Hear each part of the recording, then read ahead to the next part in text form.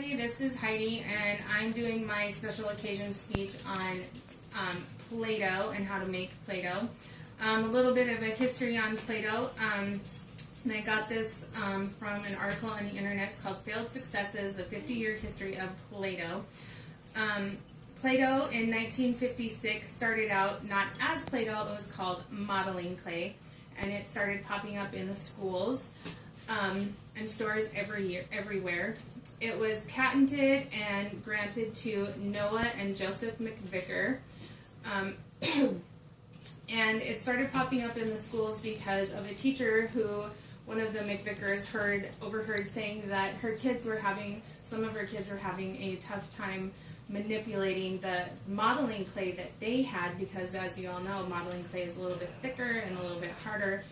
And so at the time, this modeling composition, which actually started out as a wallpaper cleaner and non-toxic, he gave it to this teacher and said, here, let your kids play with this. And you could only get it in one color, and it came in a 1.5 pound cardboard can. So that's how we got Play-Doh in the schools and in the stores, is because a teacher found a need for it. And over the years it's changed hands, of course, and now you can get it in many different colors and different, some of it even comes with different smells to it. But the Play-Doh that I'm going to make today is just flour, water, salt, cream of tartar, oil, and you can use whatever kind of oil that you want. I'm using vegetable oil today, but I've used olive oil, I've used coconut oil. You can use whatever kind of oil you have on hand. You can also use, to make it, you can use Jell-O, you can use a cake mix.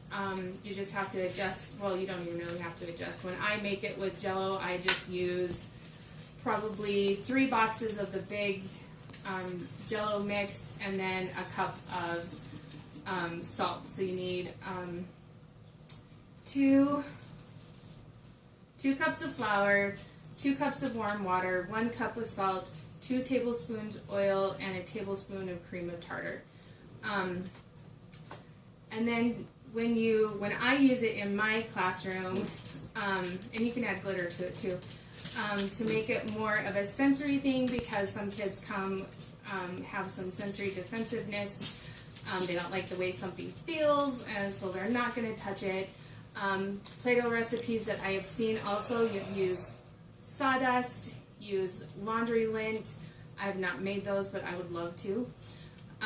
You can put different things in the Play-Doh. You can put coins, you can put buttons, you can put any little kind of manipulative in the Play-Doh for them to find, which is just going to help them build up their hand muscles, which is a good precursor for writing and cutting. You can also use cake mix, which I think I just said that.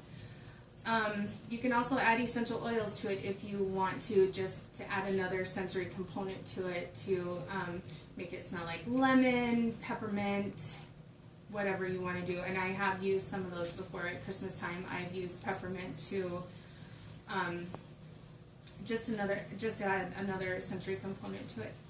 So I have in this pan here, I brought oil, or the water, the salt, and the oil, and the cream of tartar. I put in a pan, I've let it come to a boil, and now I'm going to add some flour to it.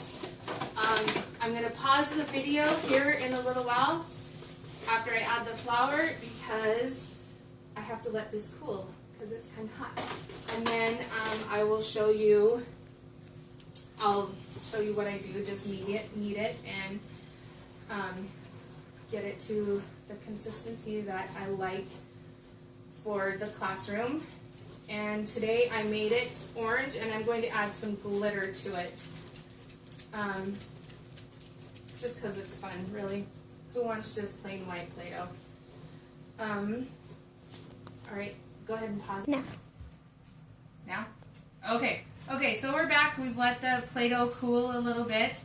And I'm just gonna start kneading it and adding some flour to it.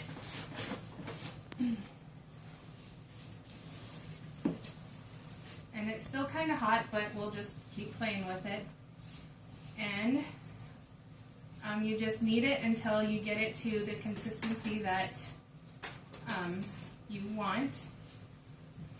So you don't want it too sticky. If it's too sticky, ouch! Add some more dough to it, or some more flour. I mean, sorry, not dough.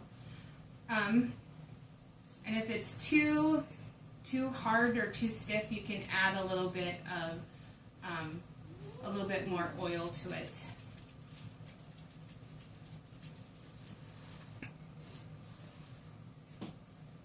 Alright, so I'm just going to keep making a mess on Sarah's counter, really is all I'm going to do. And just keep kneading it. And I added some glitter to it. Can you flip your light out, Sarah? Yeah, it's behind you. Oh, okay. There we go.